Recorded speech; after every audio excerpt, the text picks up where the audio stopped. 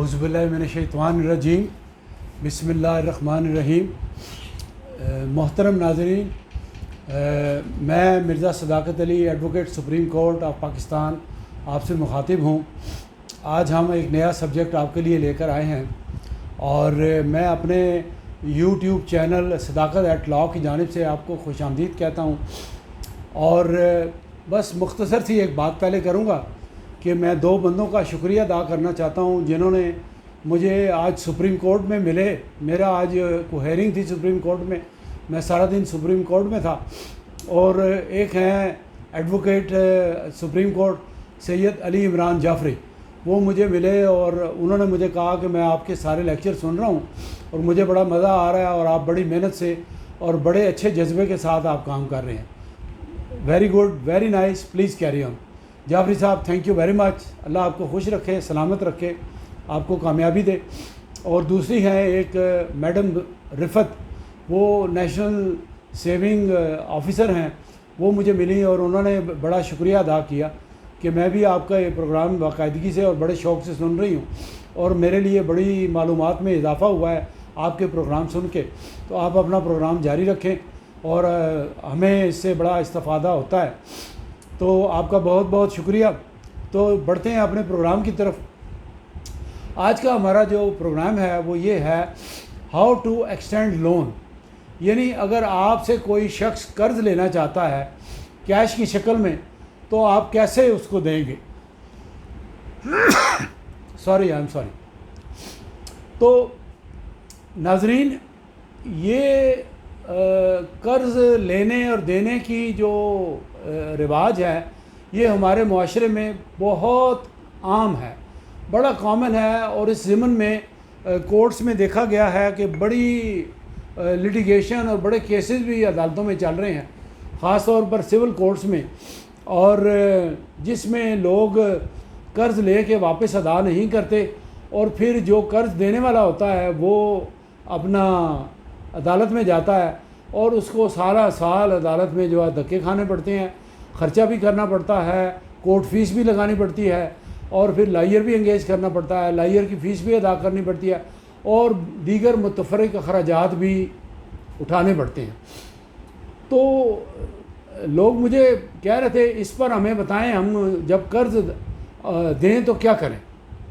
تو ناظرین کرام، میرا سب سے پہلے مشورہ ذاتی تجربات کی روشنی میں، اس عمر میں نے بہت سارے لوگوں کو مختلف اوقات میں، کئی سالوں میں نے قرضہ دیا، اور کم و بیش 30-40 افراد میری زندگی میں اب تک، جب سے میں پریکٹیکل لائف میں آیا ہوں، جب سے میری ارننگ شروع ہوئی ہے، لوگوں نے مجھ سے لون لیا، اور ان 40 افراد میں سے کوئی ایک شخص بھی ایسا مجھے نہیں ملا جس نے مجھے قرض جو ہے وہ بر وقت کیا ہو، ماں سوائے ایک شخص کے جو بینک مینیجر تھا، میں اس کا نام نہیں لوں گا، وہ میرا رشتہ دار ہے، میرا وہ تقریباً داماد لگتا ہے۔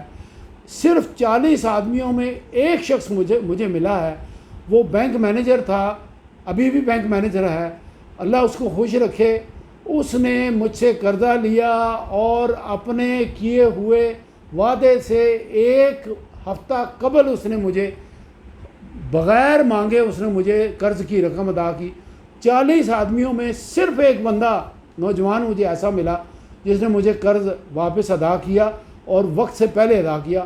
باقی 39 لوگ ایسے تھے جن سے میرے تعلقات بھی خراب ہوئے، منہ بھی خراب ہوا، بدمزگی بھی پیدا ہوئی۔ انہوں نے مجھے قرض یا تو واپس نہیں کیا، اور یا واپس کیا تو بڑا ہی خوار کر کے، بڑی مشکل سے، اور یا عدالت میں مقدمات دائر کرنے پڑے یا پھر تعلقات خراب کرنے پڑے۔ تو یہ میرا ذاتی تجربہ ہے، صرف ایک بندہ مجھے ایسے ملا۔ تو میری آپ سے پہلی ریکویسٹ یہ ہے، گزارش یہ ہے کہ تا وقت ہے کہ آپ کے لیے کوئی ایسی سچویشن پیدا ہو جائے کہ ناگزیر ہو جائے کہ آپ نے قرض دینا ہی دینا ہے کسی شخص کو، وہ آپ کا کتنا قریبی آدمی ہے، وہ آپ پہ بہت بھروسہ کرتا ہے، آپ نے قرض دینا ہے تو پھر دیں قرض۔ تو جب قرض دیں تو وہ میں آپ کو پوائنٹ بتاتا ہوں، آپ نے کن باتوں کا خیال کرنا ہے۔ پہلی ایڈوائز یہ ہے کہ قرض ادا نہیں کریں. قرض آپ دیں گے، حالانکہ قرض دینا اللہ کے نزدیک ایک نیکی کا کام ہے، بھلائی کا کام ہے، ثواب کا کام ہے، آپ کو اس کا اجر ملے گا. لیکن لوگ اس بات کو کسی اور انداز میں لیتے ہیں. لوگ قرض لے کے سمجھتے ہیں یہ پیسہ اب میرا ہو چکا ہے، یہ میں نے واپس نہیں کرنا. یہ بڑی خراب بات ہے. حالانکہ ساری زندگی اس کو ممنون ہونا چاہیے کہ جس شخص نے قرض ادا کیا، بھائی یہ شخص تو ساری زندگی میں مجھے کام آیا ہے، میرے مشکل وقت نے اس نے مجھے سپورٹ کیا ہے، میں اس کا ممنون ہوں. کوئی ممنون نہیں ہوتا. وہ قرض لے کے واپس دینے کا ہماری سوسائٹی میں، ہمارے معاشرے میں رواج ہی نہیں. اچھا، اب اس کو چھوڑ دیں. جب آپ قرض دیں تو کیسے دیں؟ میں آپ سے یہ گزارش کرتا ہوں کہ چھوٹی موٹی رقم 5, 10, 20 ہزار روپے تک کی رقم جو ہے وہ آپ دیں تو اس میں کسی لکھت پڑھت کی ضرورت نہیں ہے. معمولی رقم ہے، اگر کوئی کھا بھی جائے گا تو اگلے جہان اس کا حساب دینا پڑے گا، اس کی معافی نہیں ہے. ہم مسلمان ہیں، ہمارا یقین ہے جو کسی کا مال دنیا میں کھائے گا اس کو 1 کے 70 واپس کرنے پڑیں گے. لیکن جب آپ بڑی رقم لاکھ یا لاکھ سے اوپر 10 لاکھ 20 لاکھ 50 لاکھ 1 کروڑ 2 کروڑ بڑی رقم آپ ادا کریں تو وہ آپ کسی شکل میں ایسے ادا نہ کریں کہ آپ نے نقد ادا کر دیا، آپ نے کیش دے دی اور اس کیش کا کوئی ثبوت آپ کے پاس نہیں ہے. ایسا ہرگز نہیں کرنا. پہلی بات یہ ہے کہ سب سے بہترین طریقہ یہ ہے کہ آپ اس شخص کے ساتھ ایک پرومیزری نوٹ تحریر کریں. پرومیزری نوٹ کو انگلش میں پرومیزری نوٹ کرتے ہیں، اردو میں پرو نوٹ کہتے ہیں، اور ایک سنگل پیج کی ایک وہ تحریر ہوتی ہے. اس میں یہ لکھا جاتا ہے، اگر آپ کسی وکیل سے جا کے لکھوا لیں تو اچھی بات ہے، نہیں تو آپ خود بھی گھر بیٹھ کے لکھ سکتے ہیں. اس میں اس کی 4 لائنوں کی تحریر یہ ہوتی ہے.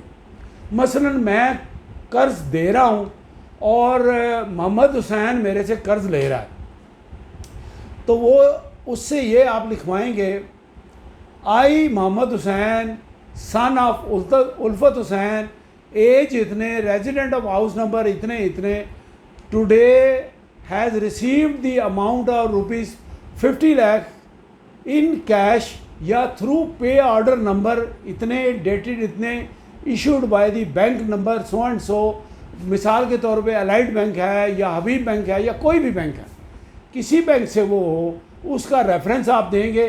آپ پے آرڈر کے تھرو رقم دیں گے اور اس میں اس کا ریفرنس آئے گا، I have received this amount which I will pay on such and such date, or in this regard I have issued a check bearing number itne dated itne to Mr. Mirza Sadaqat Ali, Advocate Supreme Court, resident of so and so so and so so and so. نیچے آپ کے بھی دستخط ہوں گے، اس کے بھی دستخط ہوں گے.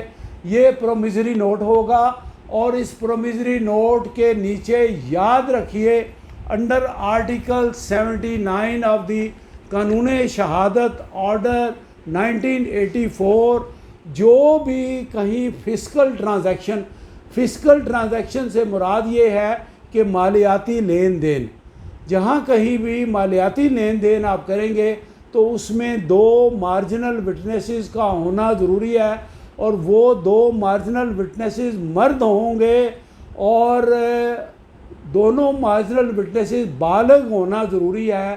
18 سال یا اس سے زائد ہوں، ان کے شناختی کارڈ بنے ہوں، وہ بھی دستخط کریں، ان کا نام ایڈریس پتہ سارا لکھا ہو اور اس کے اوپر 5 یا 10 روپے کے رسیدی ٹکٹ ڈاکخانے کے لکھے ہوں.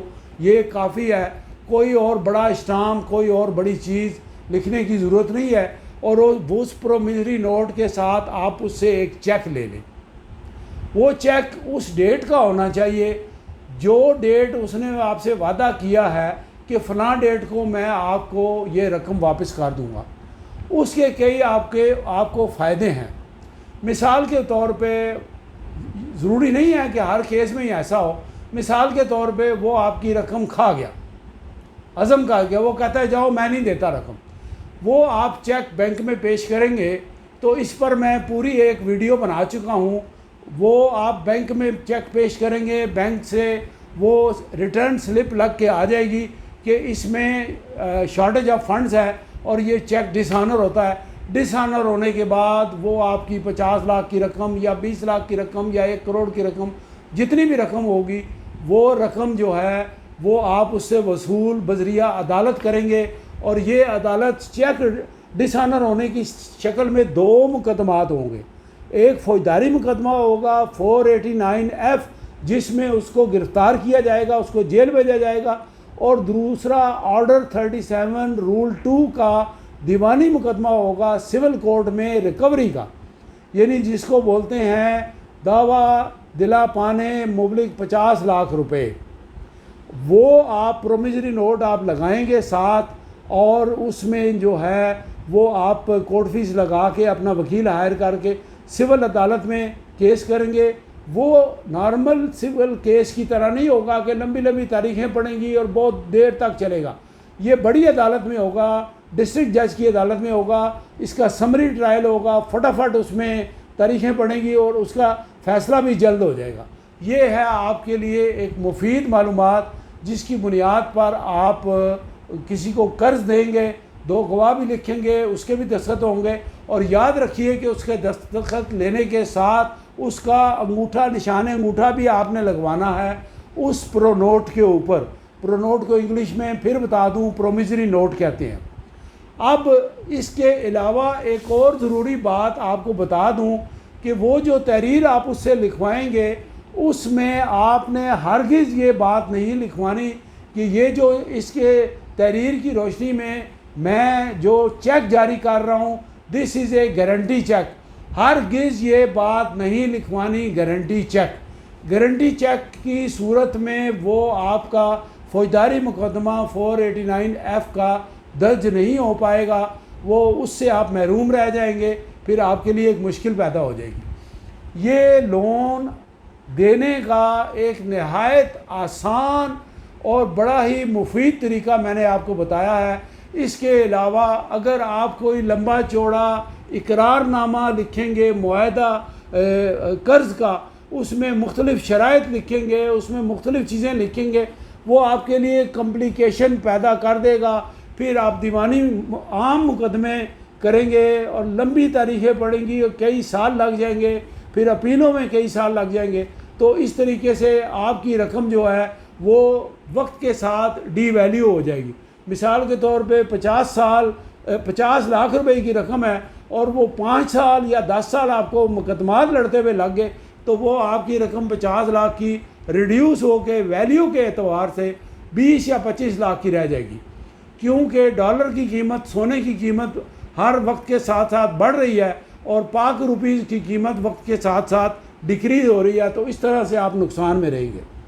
تو یہ تھا آج کی سیگمنٹ کا ہمارا لیکچر جس میں ہم نے آپ کو ایک نہایت آسان اور نہایت ہی سادہ اور سمپل طریقہ بتایا ہے کہ جب آپ لون کی رقم دیں تو کیا تحریر کروائیں, کیا وٹنسز ہوں, اور اس کے ساتھ آپ چیک لیں. اس کے علاوہ کچھ اور آپ کو لکھوانے کی ضرورت نہیں ہے, اور یہ آپ کے لیے کافی سے زیادہ ہے. اس پر عمل کریں گے تو آپ فائدے میں رہیں گے. اللہ آپ کا حامی و ناصر ہو.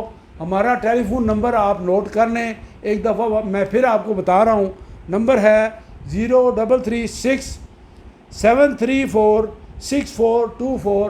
آپ ہر جمعے آپ ہر ہفتے کی شام 7 سے 9 اور اتوار کی شام 7 سے 9 مجھے اس ٹیلی فون نمبر پر فون کر کے free of cost, total free of cost معلومات یا قانونی مشورہ لے سکتے ہیں جس کے کوئی چارجز نہیں. اللہ آپ کو اپنی پناہ میں رکھے, آپ پر بھی اپنا رحم کرے, ہمارے پر بھی اپنا فضل کرے. میں اجازت دیتا ہوں. Thank you very much.